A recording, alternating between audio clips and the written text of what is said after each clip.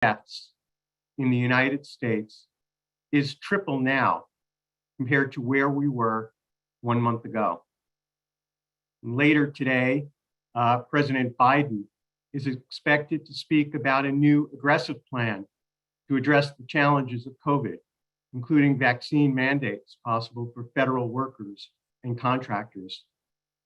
And in Los Angeles, soon may become the first major school district in the nation to mandate COVID vaccines for students 12 and over who are attending classes in person. So there's a lot to discuss today, and we have a fantastic panel to help us navigate through it all. A few notes before we begin. The event is being recorded, and soon afterwards it will be available on our school's website, the UCLA Fielding School website, and also on our school's YouTube channel. We've already received many questions from the audience, and additionally, our Zoom audience, feel free to submit questions on the Q&A button on your screen, and we'll include questions throughout our conversations today from the audience and hope to get through as many as we can. It's now my pleasure to introduce our terrific panelists. Dr. Robert Kim-Farley is UCLA Professor of Epidemiology and Community Health Sciences here at the Fielding School. He has served as Director of the Division of Communicable Disease Control and Prevention at the Los Angeles County Department of Public Health. He's board certified in preventive medicine, and he works to address preparedness for public health and to control and reduce and eradicate communicable diseases. He has previously had significant roles at the US Centers for Disease Control and the World Health Organization, where he's worked with many countries throughout the world. Also joining us today is Dr. Anne Rimoin. Dr. Rimoin is UCLA Professor of Epidemiology and the inaugural Gordon Levin Chair in Infectious Diseases and Public Health. She also directs our school's Center for Global and Immigrant Health and is an expert in emerging infectious diseases. She is the founder of the UCLA DRC Health Research and Training Program in the Democratic Republic of the Congo. And here in Los Angeles, she serves as co-principal investigator for the UCLA COVID-19 Rapid Response Initiative. And now, please join me in welcoming Dr. Robert Kim-Farley and Dr. Anne Rimoin.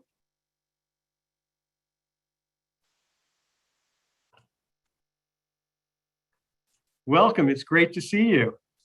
Pleasure to be with you. Thanks Terrific. for having me. I'm delighted you're able to join us. Lot to unpack today. Bob, let me start with you. Many schools are back in session across the United States. Do you have concerns? And if you do, what should we be doing to address them? I think the biggest concern is the recognition that the rates of disease in schools is going to mirror the rates of disease in the communities around them. And unfortunately, with the Delta variant, we are seeing rising rates in many areas. So this is going to translate into potential outbreaks, and some we've already seen in schools. So that it's going to be important that school districts try to implement the methods to be able to reduce and prevent COVID circulation. And we'll talk about that later. But I think that we're really at a crossroads here, and the patchwork that we see across the United States, where some school districts even have banned use of masks, is a really problematic for public health. Yeah. And we're hearing that LA may mandate vaccines for students over 12 who are attending class in person. What do you think about that? I think that LAUSD has been leading the battle here against COVID-19. They were the first to mandate testing for everybody, not just unvaccinated individuals, which I think is a very, very strong policy. And I think that this policy requiring vaccination for everyone that is eligible for it is going to be critical in terms of reducing the potential for spread of the virus. As Dr. Kim-Farley just said, we have a variant that's circulating that is so much more contagious than the original variant, than what we were dealing with last year. That we really have to be putting all of the things that we can into play. And so I'm very supportive of LAUSD's move. But I have to also point out that I don't think it's just about, I think that that's one strategy that's going to be important. It's not the only strategy. We're going to have to require vaccination. We're also going to have to require testing because we know that there are breakthrough cases that occur. And then we're also going to have to be continuing to use social distancing, ventilation, and all of the other measures that we know how to use. So let's, you brought up the issue of testing, and breakthrough infections are, everyone now seems to know someone or somebody who's had a breakthrough infection.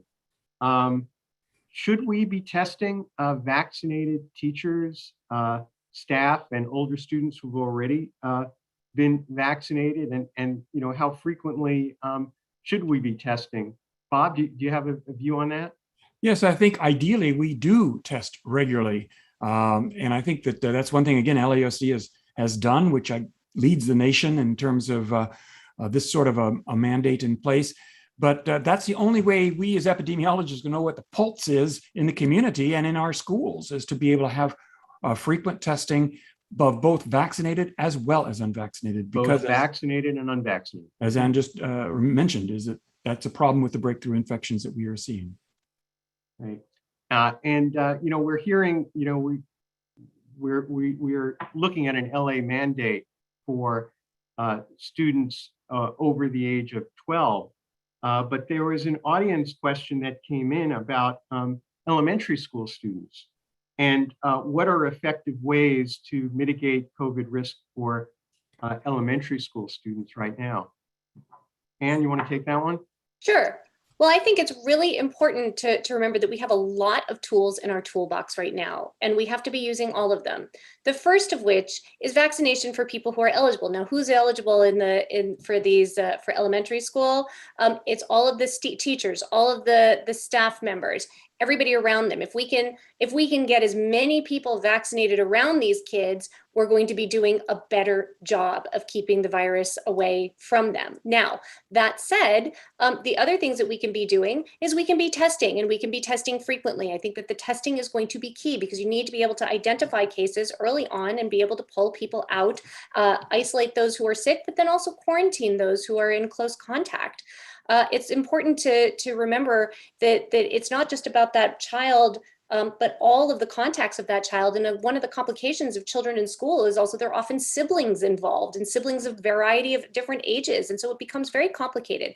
Of course, the other things, and these are all the things that we talked about before, we need to have good ventilation. I think that the issue of ventilation has been under discussed in these scenarios. And some of it is because a lot of these schools have trouble being able to update their buildings and being able to get this in place. But there are ways physically that we can do it with air scrubbers, with opening windows, with really reducing the occupancy wherever possible. And here in Los Angeles, and I always like to bring up this point that was brought up to me by one of our former students here in the epi department, which is that, during the 1918 pandemic, they held school outside in Los Angeles. And I think that we underuse the outdoors here in Los Angeles, and that we should really be thinking about that. And I'm gonna absolutely. And we're fortunate that here in LA that we can do a lot outdoors. Right. Bob, and you can also, add on to what Dr. Rimoin is mentioning too, the idea of cohorting students to try to avoid mixing among classrooms and among grades. That's another way. So that if you do have a situation where COVID's introduced, it's not going to be, again, exposing as many people if we can kind of keep that contained, so that you can, have a much smaller quarantined group than suddenly having to quarantine the whole school. And that's what all the models show. It's all about mixing. And when you have that mixing, that's what propagates these epidemics. Bob, I want to follow up a little bit more about the kids under 12. When do you think we're going to have a vaccine for children under 12? And do you have any concerns about, if we do get a vaccine approved for children under 12, about vaccinating young kids? Yeah, so I think that's really going to be important for us. I mean, we're not going to reach levels of community immunity until we get children under 12 vaccinated. And I think that, the studies are being finalized. Pfizer, especially, is probably ahead of the game at the moment in terms of getting vaccines to at least emergency use authorization by the FDA. I expect that we will see that before the end of the year, and I hope sooner than later. And I don't have concerns because of the fact that we have such rigor of scientific study and controlled trials that are done here in the United States, that these vaccines, when they've been through this process, will be safe and effective. Admittedly, no vaccine is ever perfectly safe or perfectly effective, but I would not have concerns. And certainly it's going to be the same situation as we have with adults, that any concerns about side effects of vaccination are far outweighed by the true risks of severe disease and even death due to the disease itself. And do you agree? I absolutely agree with Dr. Kim-Farley. I think that we have to just really remember what the data is showing us and follow the science. So I'm totally in agreement with Dr. Kim-Farley. Great. The Delta variant. Wow. I mean, that's squeezed everything out right now. Bob, can you give us a basic 101 class on how the Delta variant is different from the original virus we had? Yeah, and maybe stepping back at the 35,000 foot view about these variants itself. Actually, there's three different categories of variants. You've got variants of interest that then become variants of concern, and you have variants of high consequence. So, for example, we have a new variant out, Mu. We'll probably talk about that a little bit later, but it's now a variant of interest, and it has potential to be maybe more transmissible or more severe, et cetera. We just don't know yet. We need to study it more. You have then a variant of concern, which is what you just mentioned, Dean Brookmeyer, about, for example, the Delta variant is considered that. We know that it has more transmissibility, for example. We know that we are seeing more breakthrough infections. So that is why it is of concern to us. There is also that third category, variant of high consequence. We actually don't have yet a variant that's in that category. But what that category would be is that basically our vaccines then actually become ineffective. And if we have a situation like that, that really is, again, the three-alarm fire, where we have to make sure that we're changing our vaccine formulations and going back to a lot more severe restrictions, because basically it means that our vaccines are not as effective. So in terms of your original question, the variant of concern that we're dealing with mostly now is the Delta variant. And why it's of concern is because we do know it's more transmissible. There's probably 1,000-fold more virus in the nose, for example, of someone who is vaccinated or unvaccinated with the Delta variant, which means, therefore, it is much more easy to be transmitted. And I think that prior to Delta, we felt that our vaccine was very good for not only prevention of severe disease or death, but also was fairly effective in stopping transmission, at least curbing it. However, with the Delta variant, it is really escaping our vaccine to actually have some significant breakthrough transmission occurring. And this then is going to throw off our concepts of community immunity or herd immunity, because the fact that the vaccine really isn't a brick wall to stop transmission. But again, perhaps further in the program, we can talk about the issues of community immunity. Great. We do have a question from the audience back on the schools. What are the best practices to mitigate transmission at school? If a child shows COVID symptoms but not confirmed yet, should all siblings of the child be kept at home until the case is confirmed or ruled out?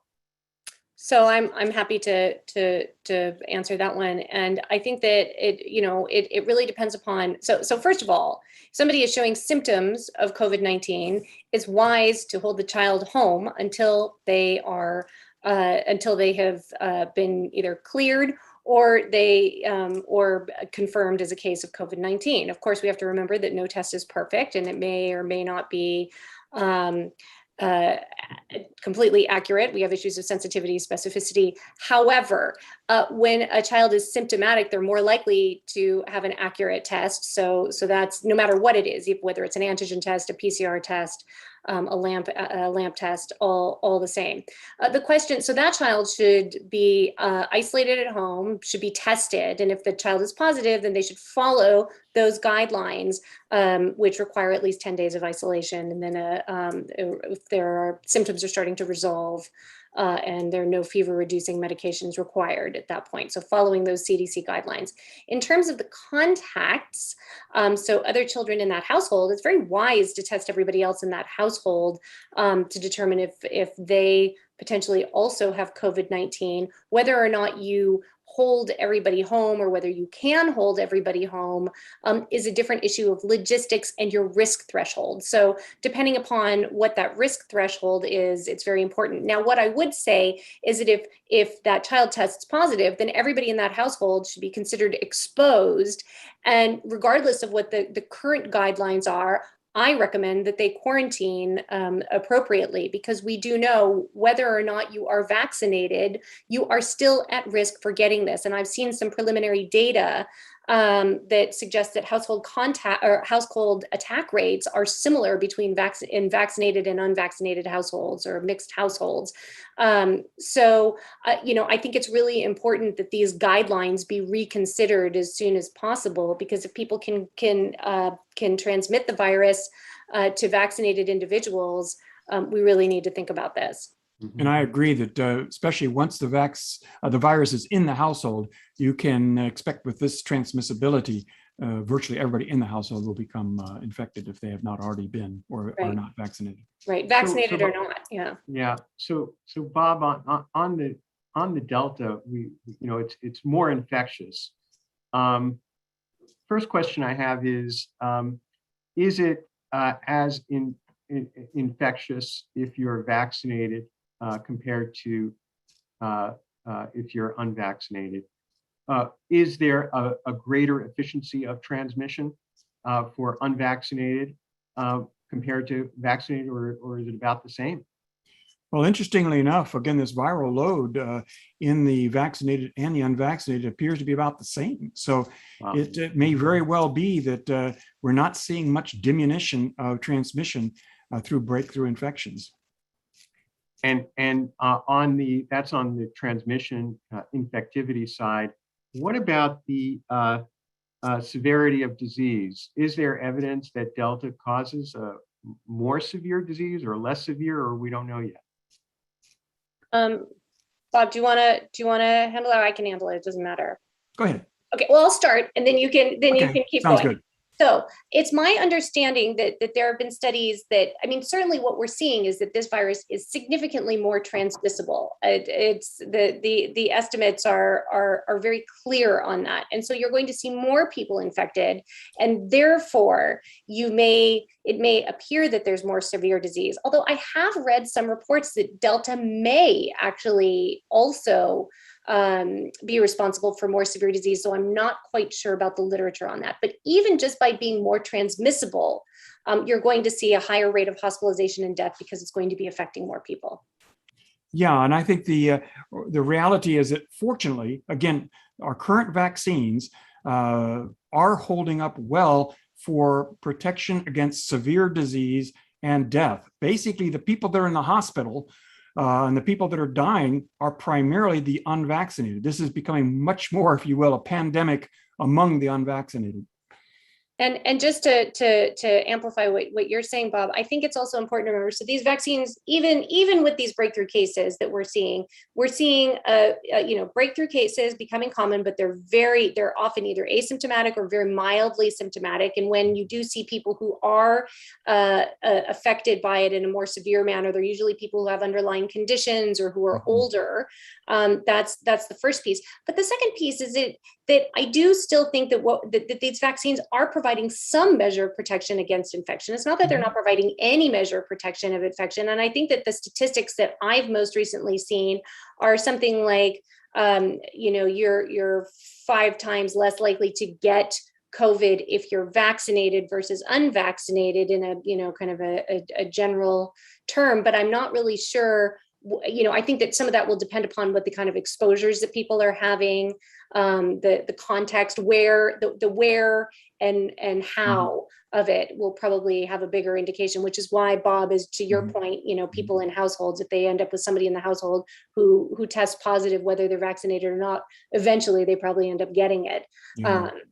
And the real take-home message, I think, again, for our audience today is that as much as they may be hearing the noise out there about the vaccine, well, maybe it's not as effective and things like this, the bottom line take-home message is, again, these vaccines are still highly effective for severe disease and death. And that's really what we want a vaccine to do, is protect against these severe events. So it is important to get vaccinated and to encourage people to get vaccinated, because this is what actually is going to save lives and help us get away from this fourth surge that we now find ourselves in nationwide. I think that there's also some data to suggest that people who are vaccinated are potentially seeing, while they do have equal numbers of CT values at a certain point, that I think that they become that their infectious period might be diminished by being rapidly drops off. Yes, I think you're correct. So what we're looking at now is, possibly some new variants on the horizon. We're hearing about the mu variant and so forth. What do we know about these new variants? Are they going to eventually crowd out the Delta variant? And bottom line is, will our current vaccines work against them? Well, the first piece of that are these new variants. I've been asked this a lot lately in a variety of different settings. Is what do we think about, for example, the mu variant? And what we think is that, certainly it's concerning that these vaccines may be able to evade the immune response better than potentially the Delta variant, but it doesn't seem to be more transmissible than the Delta variant right now. And so in terms of becoming the dominant variant, the variant that is more transmissible is more likely to be the dominant variant. And that, even if some of these other variants have features such as a diminished effectiveness against vaccine-induced immunity, there's no indication that they're going to become the dominant variant. But this is the reason why sequencing is so critical, that surveillance is so critical, that we need to be testing in any setting that we can have testing happen. I think that schools and universities are key areas for this, because that's a great population to be surveying and very, very clear. And so I think that it's going to be very, very important to be considering this over time. And I think, in a sense, you can almost look at this. I think of it as a Darwinian evolution. What is it to the virus's benefit in terms of mutation? It's going to be more beneficial for it to survive and thrive if it can become more transmissible. So that's one thing we do seem to be seeing with some of these variants. And but it's not necessarily evolutionarily beneficial to become more severe, because obviously if it kills you, you're not going to be a source of transmission to others. So I expect that these will continue to mutate towards further transmissibility, but not necessarily towards further mortality rates. Does it come down to a race at this point, a race in terms of getting people vaccinated to stop this constant evolution of the virus, so that it gets into a superior position where it can dominate? Yeah, that's a very good point, because I think, oftentimes some people have had the vaccine hesitancy or even resistance by saying, well, look, I don't think my risk is that great. We need to somehow impart on people the importance of being good citizens, in the sense of getting vaccinated to help stop the circulation of viruses, to help stop the mutations that are occurring when you have such rampant multiplication going on and transmission going on. So, there really is an aspect of helping others and helping your society by becoming vaccinated yourself, whether you think you have a risk to yourself or not. So here we are now at a key question. And you mentioned the idea of good citizenship. It comes down to getting vaccinated. And there's so much vaccine hesitancy. And we all probably know someone or know someone who has not gotten the vaccine. How do we convince people to get vaccinated? How do we put this out there and explain what the issues and what's at stake? Bob, do you want to start on that one? Okay, sure. I think, and again, Dr. Rimoin, you may have some thoughts on this as well. I think that, we do a fairly decent job, perhaps, in public health of putting out statistics, showing TAC rates, vaccinated and unvaccinated and things like this. But, the anti-vaccination movements often appeal much more to a non-linear, non-scientific view and much more on the emotional level.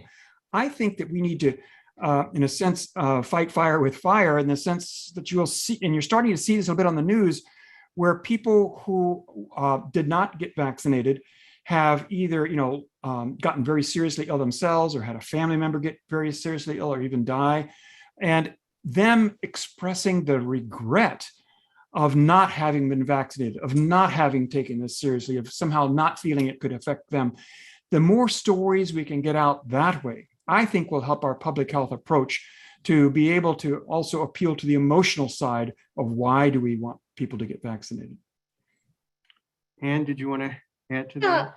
I think that, I think Bob and I have both spent our careers working on immunization in a variety of different settings. And the first thing I would say is that there's no one size fits all plan here. And that, some of this is political, some of this is cultural, some of this is misinformation, some of this is, related to access to care or time to be able to make something happen. Some of this is just, the people have been just in a wait and see mode, and that people are not necessarily vaccine. They're not resistant to getting vaccines. They just really want to see how it plays out first. And oftentimes it's very hard to be able to put people all into the same bucket here. So I think that we need to be approaching this in a variety of different ways and really be listening to the communities who don't want to get vaccinated and really understanding their perspective, and then providing opportunities to be able to ask questions, to be able to get them answered, and to be okay with people disagreeing. I think that we in public health are used to being able to come in and lead with science and to kind of discuss things and not be in a situation where we're being asked questions and then somebody might challenge you. It's okay. I think that we need to invite these kinds of conversations, to be able to be willing to talk to people, to be able to explain what we know, what we don't know, and the reasons that we're choosing to get vaccinated. And if you can convince a few people in a community, in particular, people that are influencers in those communities, I think that definitely goes a long way. But you have to be willing to be in it for the long haul. And just because you don't get people to decide to get vaccinated today doesn't mean that the same conversation or a nuanced conversation or a new conversation tomorrow can't be helpful. But I think, approaching it with understanding, with compassion, and respecting other people's viewpoints is critical in all of this. And then making these vaccines as easily accessible as possible. You can't have people have to struggle or have to deal with it outside of work, or if people have children that they're, childcare issues or work issues, you have to bring the vaccines to people so it becomes very easy.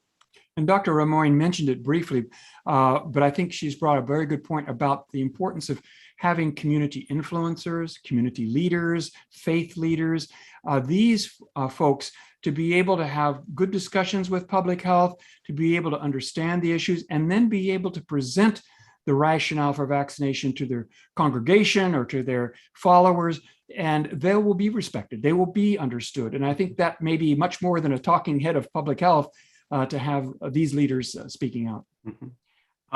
We're talking about getting people vaccinated. There is an audience question here. Should we be prioritizing more getting the unvaccinated vaccinated, or getting those folks who are already vaccinated their booster? Well, I think that the first answer is right now, we keep talking about the fact that the unvaccinated are really driving this pandemic. They're the most likely to become infected. They're more likely to suffer the consequences of it. And so there's a real need to get people vaccinated because they have no protection. So getting people vaccinated is, of course, priority number one. But we all know that as time goes on, and if we do really see this issue of waning immunity, we're going to have to prioritize boosters as well. And so we have to be thinking about what our goal is. If our goal, our goals are to save lives, and that means that we need our elderly and people who may have waning immunity, who may end up being hospitalized, they need to be vaccinated. But we also really need to get all of these populations vaccinated who have not yet gotten that vaccine. Those people are at the greatest risk of not only being infected, of being hospitalized, of dying, of having long COVID. They are going to bear the most serious consequences. So I think that, it's not going to be an either or. We're going to have to multitask. But if we had to only pick one, of course, getting the unvaccinated vaccinated. That also is not just for our own communities here in the United States, but globally. Because as I always say, an infection anywhere is potentially an infection anywhere. And that's true for a variant of COVID-19. If we really want to be able to get people protected, and we want to prevent future variants from circulating, we're going to have to really think not only about our own communities, not our communities nationally, but globally. Yeah. I think that really is an ethical issue about the issue of, when you have vaccine and limited vaccine in the world community, to make sure that the most vulnerable around the world have access to this is very, very important, not only, again, for their own protection, but ultimately, as Dr. Moin's mentioning too, to help reduce the spread of variants that can come right back and bite us too. So I think that it's to our self-interest to make sure that we are working hard to vaccinate the world community. Yeah. Let me Bob, let me ask you about boosters. First, just some basic information, if you could tell us, is the booster shot the same formulation as the first two doses? And should it be, or does it need to be different if we've got some new variants? And what are they going to work? What do we know about them? Yeah, so there's been work being done by Pfizer on booster doses as well as Moderna, but the Pfizer information has gotten out first, and it's definitely showing that there is a benefit to having a booster. It looks like about after 8 months is a good timing, and that's what's going to be being recommended here in the United States, so that you can really increase these titers like tenfold more for protection. It doesn't necessarily, antibody titers or level of antibody doesn't necessarily correlate exactly with protection. There are other factors, other cellular immunity factors at work here. But we do see that there is some waning immunity. It's good then that we are doing boosters. I think ideally, the formulation of boosters would take into account the new Delta variant. And, to have had not only a booster, but a tweaked booster. But I have a sense that what's happening here is that Pfizer realizes that they would have to, jump through a lot of hoops again if they actually change their formulation, and then have to, perhaps do a lot more of the studies to be able to get that formulation approved. So at the moment, it does look like that the vaccine does well against like the Delta variant, and once boosted, does even better against the variant. But ideally, we will see, I think, in the future, especially as we see more variants arise, especially variants that start to outwit our vaccine, changes in formulations of boosters in the future. And I was wondering what your take is on a lot of the evidence right now about boosters and the timing of things. We've been hearing 8 months in terms of since get a booster since your last dose, but I've also seen some Israeli data suggesting 5 months. where are we on this, and how much do we really know about, what's the optimal timing for boosters? Well, I think that there's still not enough data to truly understand it, and I think that we're looking at some of this. This is an emerging science. We're still trying to wrap our arms around all of this. I have some questions about how much of this is really related to waning immunity to the vaccines that we currently have versus insufficient immunity to these new variants like the Delta variant. Because I've seen breakthrough cases in people who were vaccinated in May, as opposed to, so I don't think it's necessarily just an issue, of just that we're starting to see waning immunity. I mean, I think that data is clear that there is some waning immunity starting somewhere between 5 and 8 months. And that goes back to this issue that has been coming up recently, that most vaccines that we have, in particular, vaccines against viruses, are multi-dose vaccines. We can have dose 1 at time 0, dose 2 somewhere around 30 to 60 days, and then a third dose somewhere around 6 months after, that will produce this kind of long-lasting immunity. And I think that this has been discussed quite a bit recently, that we had a reason for spacing these doses 3 and 4 weeks apart, which was because we were having tsunami of cases here and hospitalizations and death, and we needed to get a lot of have immunity as quickly as we possibly could. So we were playing the short game to be able to get people neutralizing antibodies as quickly as possible to fight what was right in front of us. But in terms of playing the long game now, I think we really are going to need a third dose, which really actually is not a booster. Let's talk about that third dose. And do you have any concerns? We're talking about, waning immunity, and there is some data out there about waning immunity. A couple months from now, a lot of us have been vaccinated, will be out 5, 8 months or more. If we don't get boosters, are you worried of yet another wave, or what is about to happen if the boosters don't get out? Bob, do you want to start on that one? Well, I think it's still a little too soon to know, how far down this waning immunity can actually then start impacting severe disease and death. Certainly the idea of breakthrough infections, I think, will become more frequent. But I think that, again, there are other factors. There's also what we call anamnestic response, that even if you have low levels of antibody, if you're confronted and exposed with the wild virus, again, you would have a very quick response, mounted response. So even though your detectable antibodies have waned, you actually still may have good protection for severe disease and death. So some of these things I think we'll find out over time as we see people who have had the second dose of vaccine, and it's been 8 months, year, et cetera, to see how they actually respond again to severe disease and death. But I wouldn't be surprised if they still hold up pretty well for those more severe consequences. And there's an audience question here. Do you have any concerns about mixing vaccines for a booster shot or a third dose? If you had, for example, Moderna and then taking Pfizer, what's your take on that? Well, so I just want to say that I agree with Bob's point, and I think that the last thing that we have to think about is, are we trying to prevent infection, or are we trying to prevent hospitalization and death? And then what are the cost benefits to all of this?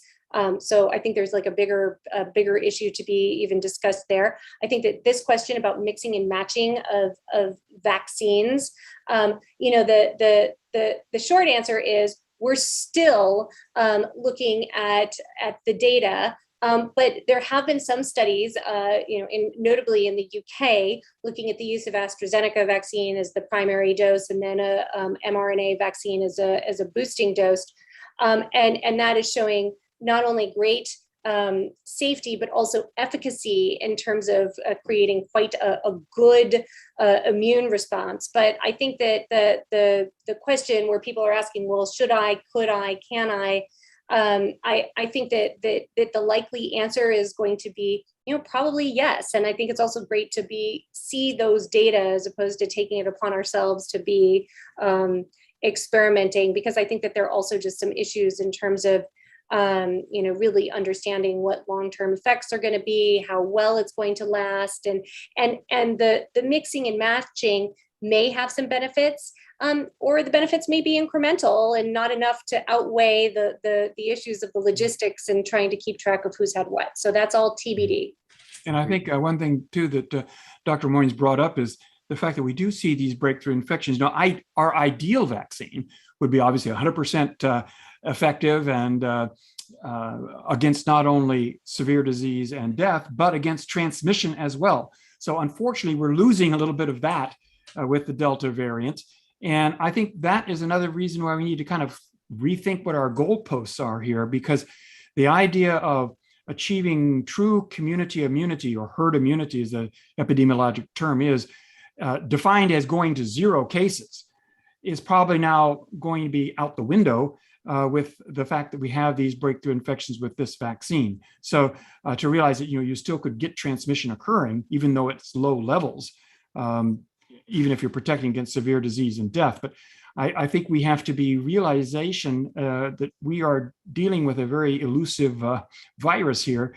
It's trying its best to evade us. And it looks like it's doing a pretty good job now for breakthrough infection, which actually probably, again, thwarts to some extent our achievement of true herd immunity or community immunity.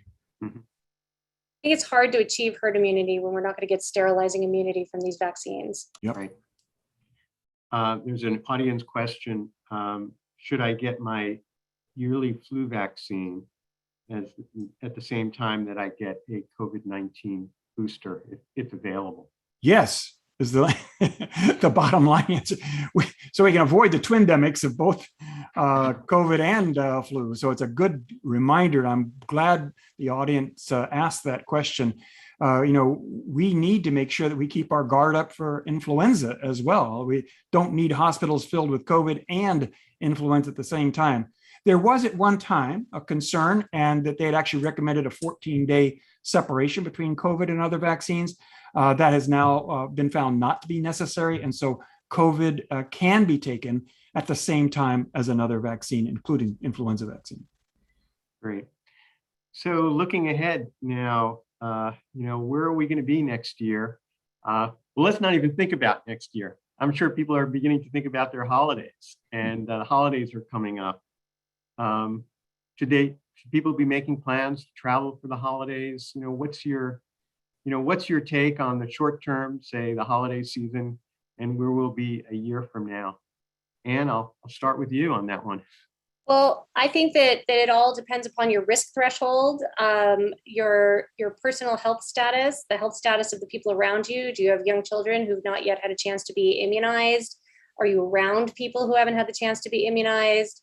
What the community transmission rate is where you're going.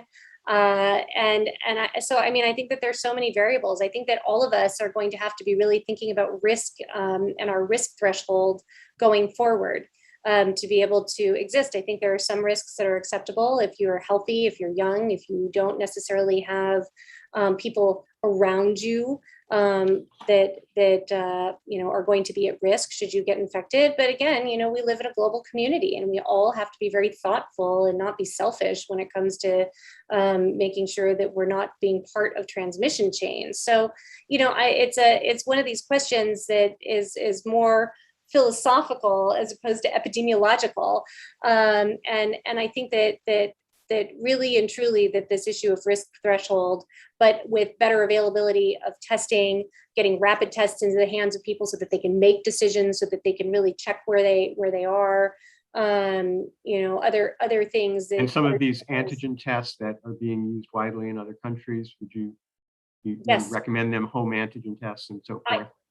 I think that is going to be the future. I think that we have to be very carefully considering how we are going to bring testing to households, to the individual, at a, not have it just be something that you have to go to a testing center, which makes it very difficult for people to do.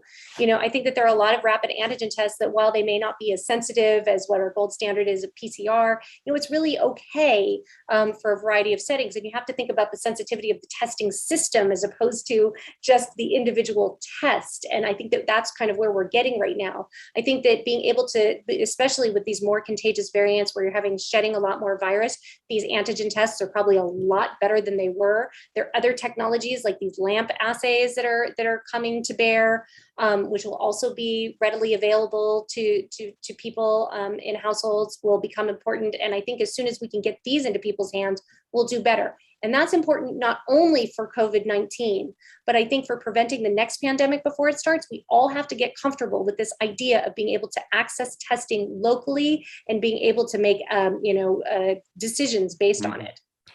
Bob, did you want to venture any predictions or holiday planning and so forth? Sure.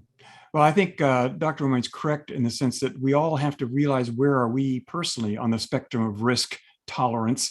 And, some people do rock climbing on face of, Half Dome in Yosemite's, but I mean, that's not for everybody. And I think, again, you have to decide where you are in this risk tolerance, and especially looking individual factors of, again, yourself, your own medical condition, and those around you. I think in terms of the holiday, I think we already are going to be seeing in 2 more weeks the results of what we just had over Memorial Day weekend here.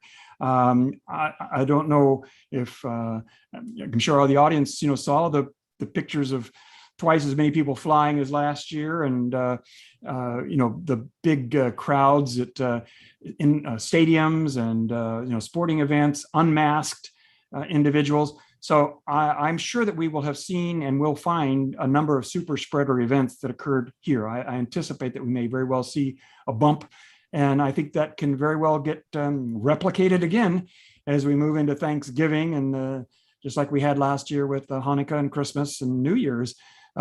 Fortunately, we're never going to probably see quite the same as what we were just seeing now in the 4th wave here, or certainly the tsunami that was happening after the last set of holidays, just because we are seeing now so many more people vaccinated and so many people who weren't vaccinated, but were still out and about having some degree of natural infection due to having, gotten the disease, whether they were symptomatic or not. So I think that we are seeing a diminishing number of susceptibles for at least severe disease and death. So I just think that from the individual level, I would just encourage people to try to be somewhat still vigilant, probably to avoid, again, highly dense indoor crowds where people aren't wearing masks. That just isn't very conducive at all. Bob, that there's an audience question that fits exactly with what you're saying. It says the 6-foot physical distancing requirement doesn't seem to be emphasized as much anymore. Is it still important? I think it's still important. Again, from your own personal viewpoint, maybe they haven't imposed those on indoor settings with indoor restrictions. I think because of the just concerns again about what that impact on the economy would be. But I think certainly from a personal point of view, I always try to, again, give myself, even though vaccinated, a reasonable distance from someone else. I just don't see any reason to go into a crowded setting. When we go to a restaurant, for example, and I do go to restaurants, if they have an outdoor seating, I'll take that preferentially to indoor seating. If the indoor seating is such that there is good spacing from table to table, I will go ahead and patronize that. But if I saw that there's no outdoor seating and I looked inside and it's just, chock-a-block with folks, many without masks on because they're eating and drinking, I probably would not eat at that venue. Well, that was actually the next audience question, and maybe I'll pose this one to Anne. Do you go to a restaurant? Would you go to a restaurant and eat indoors? No, I would not. I don't think that that's a risk that's necessary to be taking. And I think that we have to go back. This is like, again, what's your risk tolerance? What are you willing to do? Who are you around? What's your risk threshold? Where do you want to sit in terms of being part of potential transmission chain? What's your obligation to society? What's your obligation, globally? I think here in Los Angeles, this goes back to what I said before, that, Dr. Claire Dilleveau, who was one of our wonderful graduates who's now at the Department of Health, said to me very early on, listen, during the 1918 pandemic, we had schools outdoors, and that has resonated with me. very, very strongly. But I think that that's really true here for California. If places like in California where we live, if we can reduce risk by really promoting outdoor dining, things that are really, much safer, and we can reduce those risks, I think that that's really great. I think it's also, I look for restaurants to go to that require proof of vaccination or a negative test, that are well spaced outdoors. I still think that being in close proximity to other people, even outdoors with a lot of different people, I'm still not really ready for that. I'm a little bit more risk averse and try to set an example. And so I think that for those, it really depends. But I do think by and large, outdoor activities are so much safer than indoor activities. And we have this great luxury of weather in California. We should all be taking advantage of it. And really that will help reduce rates of transmission here. And what we do here has an impact everywhere. Fewer cases here means fewer cases everywhere too. Yeah. And I think also, to being aware of what is the rate of transmission in the local community that you're in. When you're in a situation where there's high levels of transmission going on, that indoor setting becomes just exponentially higher risk as compared to if you have very low levels of circulation of disease going on. It's kind of like being if there was raining outside, if it's pouring down rain, you're going to get wet. If there's a few drops here and there, the chances are likely you're not going to get wet. So just kind of keep the local transmission rate in mind when you're also factoring in which things you feel comfortable in doing. I couldn't agree more. It is not a one size fits all. And a lot of the guidelines that we develop or look at depend so much on what's going on in the local community, what the local level of infection is. There are a couple of other audience questions that came in. One is about the aerosol nature of COVID, that we didn't quite fully understand it initially. What were the barriers to understanding how it spread and the aerosol nature, and would that have changed things?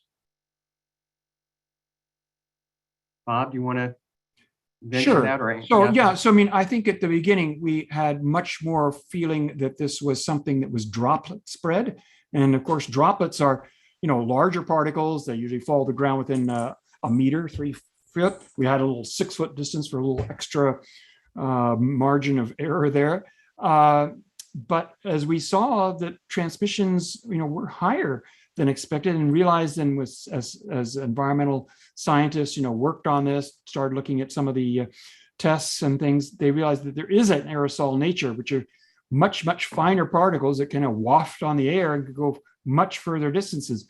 So I think that's a feature that was not appreciated early on, and maybe also led to some of the ideas of not necessarily masking and things like this, that then changed once we learned the true nature of this transmission. We put a lot of emphasis at the beginning also on, cleaning surfaces and things like this. That probably was overemphasized and found out not to be as significant. So again, it's the changing science around a brand new virus that we have never seen before that I think that it's sometimes causing confusion in the public, because it seems like for some, public health is flip-flopping its recommendations, when in reality, I think we needed to prime the population more toward the idea that this is a new virus. We don't know exactly how it's going to behave. These are the things we do know, and therefore these are the measures we're putting in to prevent it.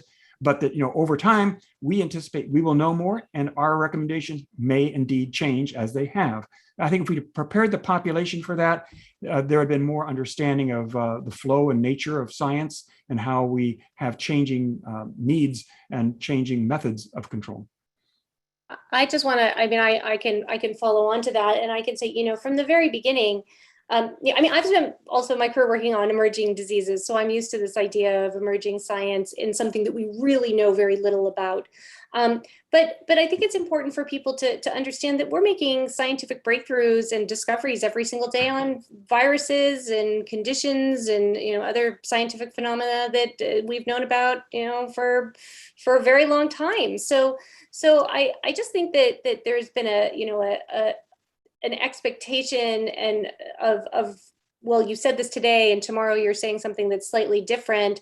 And I think that scientists have become very defensive about this, and so they're less likely to talk about some of the issues that are not completely supported yet, because there is so much confusion as to what's going on. And I think that the issue of scientific communication has become very important in this, and also just reminding people regularly that this is evolving science and that we could learn something new that we didn't understand previously. And I think this issue of aerosols were important. The issue of asymptomatic infections were important.